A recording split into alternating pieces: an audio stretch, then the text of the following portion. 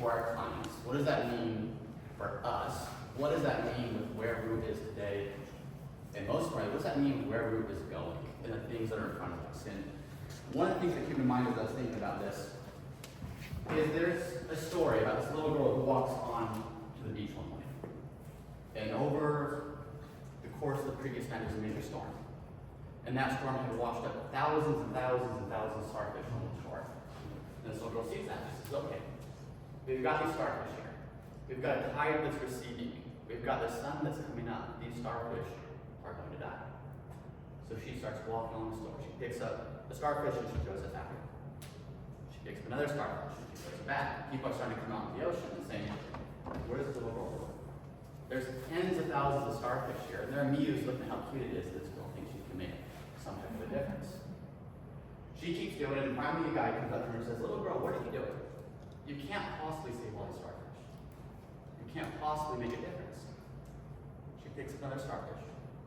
She throws it back. And she says, well, for that starfish, it made all the difference. And it's a cute story, it's a cute sentiment, and we all feel good about it. What does it actually mean? And as I was thinking about where Root is, this is the perfect story to summarize where we are, what our opportunity is in ministry. We have 10,000 people retiring every single day. And those people aren't going to die. We don't have to live back in the ocean. But these are people that they're going to get to the end of their lives. And many of them are going to look back and say, I had a retirement filled with anxiety. I had a retirement filled with what ifs. What could I have done? Had I received that financial advice I so desperately wanted? Had I ever received access to a financial planner that I so desperately wanted access to? And as we look at that, that's what we're doing. Today I feel like that little girl that can only throw one back at a time, two back at a time, in this enormous opportunity. And one of the things that we talk about today is to what extent do we want to be a part of this? To what extent do we want to be part of the solution to help with this massive problem? People are not just needing a financial advisor to invest their money, maybe run a couple projections, but people needing us, people needing people that do this in a different way, people who want to help you get the most out of life with your money. And these aren't just random starfish, these aren't just random retirees saying, okay, who can possibly help me, just give me a financial advisor, I'll be happy. These are people who are daily reaching out to us, saying, can you please reduce your minimums? Can you please build your team? Can you please increase capacity so that I can get from you what I'm seeing? Because the work that all of us are doing, it's not going unnoticed. There are so many people that want what we're doing. There's so many people that want that feeling that our clients are feeling when they get to work with not even just the lead advisors, but everyone in this room who is contributing to that experience of what we're able to do. And I wanted to share some of these comments because they're so cool to see. I get a chance to see some of them. Ari gets a chance to see a lot of them. I think some of you are familiar with them. But I want to share some of the really cool, just love that we get from these people. The first one, this was just a video I did a couple weeks ago. And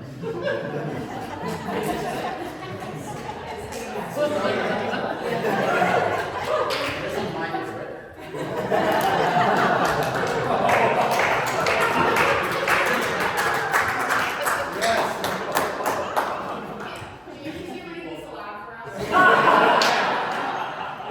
For those in the back, I'll read this one and that one. We'll post this somewhere. But obviously this is a joke. But there are, by the way, I asked Horace, hey, send me like something you can dig up in 30 seconds of the people who are reaching out. These are just small examples. This person saying, I'm engaged in personal capital and power. A lot of former key capital and power. Because they don't yet have the required minimum to get to Root. This person, probably too small to see, but he's saying, hey, Ari, we're at 1.2 million. We can't wait until we can get to the full threshold. Probably either 3 to 4 years. We're going to reach back out at that time. This person saying, please get an army at Root and help more people. But this is really cool. This person says, I don't know I want them to have an army. I want them to keep doing what they're doing, just carefully developing advisors who share a belief in and deliver the company philosophy, and that's key. An army of advisors would dilute this philosophy. So there are people that are kind of fighting our fight for us. They know keep doing what you're doing. Grow responsibly, grow in a sustainable way. Most importantly, take care of what you're doing internally so that down the road we can work with people. We can go on and on, but people saying, I'm not at your minimum yet, but I can't wait to get there, response to some of the things. This person says, I don't have 2 million, but can we pool our resources? So it's just fun. I mean, these people are doing this whole business plan. How can we do this to where you can work with different peers? There's this momentum and this energy of these people not just saying, I need to be that starfish that's saved, but saying, I want to work with Ruth. I want to work with this crew because what you're doing is special, and we really want to be a part of it. So a couple others, but these aren't just anecdotes. It's okay, we get a comment here and a comment there. To give some perspective, this is for the past couple of years. So if someone wants to work with us, they go to our website, there's a button that says start here or see if we're a fit, and they click it. And that click is our indication they're at least interested in exploring the conversation. Over 50,000 people have clicked that button in the last couple of years, and I want to explore what it looks like to work at Ruth. Now some of these, of course, maybe other advisors or random people, but a huge majority are people that have expressed interest in working with us. One of the first questions on board is we just don't have the capacity to serve everyone today. There's nothing more inherently valuable about that person that has more than 2 million than the person who doesn't. It's just that's just a capacity constraint. It's right to say no to people, and it's hard to think about this so often in terms of just AUM or assets. Okay, we're over 2 million, under 2 million. These are great people. These are the hardworking, diligent, love their family, people like our parents, people like people we know, people that we're having to say no to, that aren't just a dollar amount, but people that desperately want to have the advice of people like us to help them get to where they want to go. So a huge amount of people reaching out. So when I say that starfish example, tens of thousands of people, truly tens of thousands of people have reached out, and only a select few we can obviously work with today. Only 11,000 have actually completed that form to get past some of this stuff, but it's just showing that we have so many people wanting to work with us, and it begs the question, how do we think about that? We today could go to a private equity company, raise tons of money, hire double, triple, quadruple number of advisors, and solve that problem really quickly. But it would violate the way we think about growth. What is our philosophy as we do grow? And we've talked about this before. But what is that growth philosophy? And we talk about guardrails for our clients. How do you make sure that you're not spending too much, such that you run out of money and life's a disaster? But how do you also not spend so little that you look back one day and say, I missed out on life because I didn't have the freedom to spend and do what I want to do? These are the ways I think about our guardrails. Our guardrails, first and foremost, are serve clients and serve ourselves. The way I'll think about that is serving clients. Whether we have 100 clients, or 1,000 clients, or 100,000 clients, does every single one feel like I'm one of a couple dozen people that we works with? Because I can't possibly comprehend how my advisor could give this level of service and attention and support and responsiveness and proactivity to all these people. There's no way we have more than a couple dozen people. Can we maintain that feeling even as we grow? And the second, how can we serve ourselves? None of this is sustainable. None of this is the way we want to go if, all right, we can't run our slideshow back. This is what our ability to serve ourselves, and self-service kind of has a selfish connotation. It's not a self-serving thing as much as it's, can we protect what we have? Can we protect what we're doing? Can we keep enjoying this so that we can continue serving more people and building upon what we have? And the way I think about that is how do we wake up on the balls of our feet? Even if it's a stressful day, even if it's a long day, even if there's a lot going on, the work we're doing matters.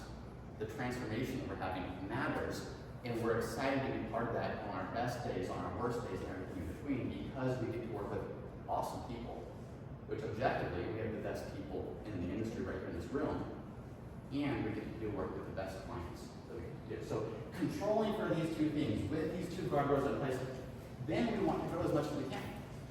Because this isn't just growth for growth's sake. This isn't just, okay, we want to add AUM. This isn't just cool, how do we do something that hasn't been done before?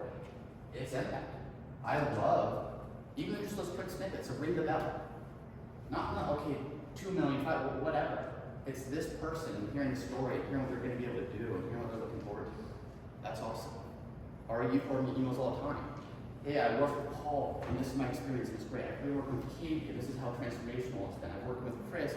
It is awesome to see that this isn't something we're just talking about. This is something clients are emailing us saying, I'm so happy that I'm here, and I'm telling my friends, I'm telling my family, this is the best place. We're so, they'll use the words honored to be part of it. We're so excited to be part of what we're doing. So how do we grow so we can have more impact? How do we grow so we can have more opportunities?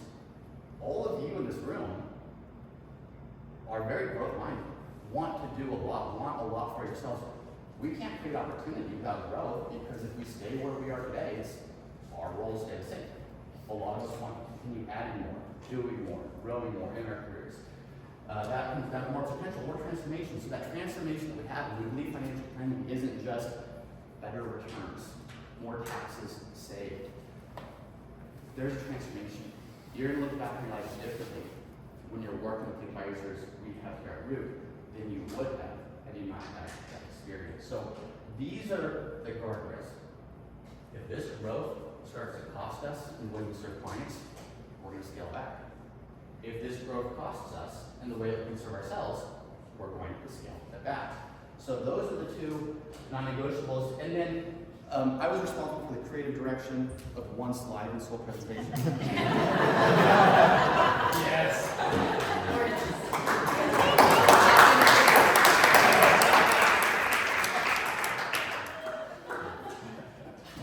Sometimes we look at this and we see this opportunity, and it's so exciting until we think about, oh my gosh, look at the chasm between where we are. As far as we've come, look at the chasm between where we are today and this opportunity. Look at the things, not just from a growth perspective, but internally. The career paths, the structure, all the stuff that needs to be done to do this. It can seem incredibly daunting. And some of you are probably familiar with Benjamin Hardy, who wrote a few books with Dan Sullivan. He's got a book called The Gap in the Game. And this whole concept is for growth-minded people, like all 40 plus people in this room, we have this tendency to look where we're going and to see how far we have to go to get there. And even once we get there, we just set our sights further and look how far we have to go to get there. And the hard part about being so growth-minded is you're constantly looking at how far you have to go, and he calls that the gap. And instead, look at the game. Don't just look forward, look at where you started. Look at where you were a year ago, 2 years ago, 3 years ago. Personally, how much have you grown? As a firm, how much have we grown? I pulled this from last year's retreat. Last year's retreat, for the 3 or 4 of us that were there, we said, what are we going to do with this growth philosophy? Like, what does it mean to wake up on the balls of our feet? What does it mean to serve clients? We said, here's some things we're going to do. One is, for those of you who don't know, Josh wasn't here yet. We didn't have this role. We were, I think, Brandon, what number do you remember? Do you remember? I think 13 or 13, 12. Yeah. So you just celebrated 1 year. Yep. Happy anniversary.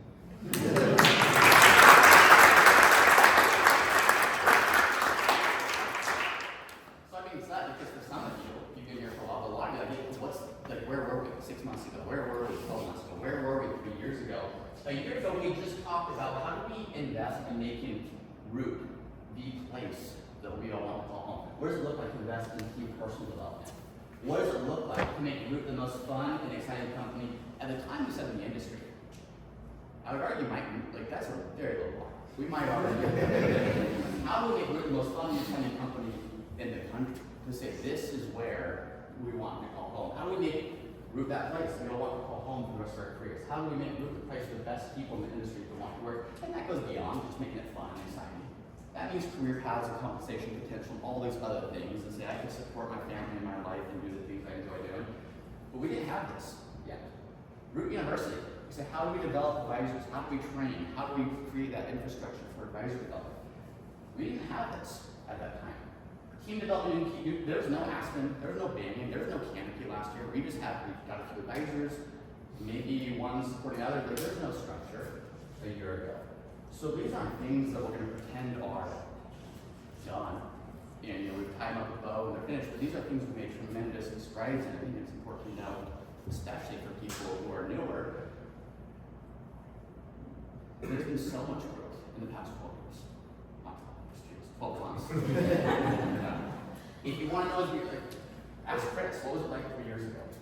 Ask Dan, what was it like 3 years ago? Ask Ari, what was it like 4 years ago? We had nothing like what we have. So as we look at this, I say this because the opportunity is so exciting on one hand, but then it's so intimidating on the other. What are we going to do to get there? Until we start to look backwards and say, well, look how far we've come. Look at what we've done. Look at this momentum we have. And as we do this and go back to the mission, how do we help people get the most out of their lives, the most out of their money as possible? A big part of today is how do we turn that internally? What do we do to make that something that we get to experience? It's not just something that we do for clients. And I'll let Josh get rid of this slide that he created and talk about this.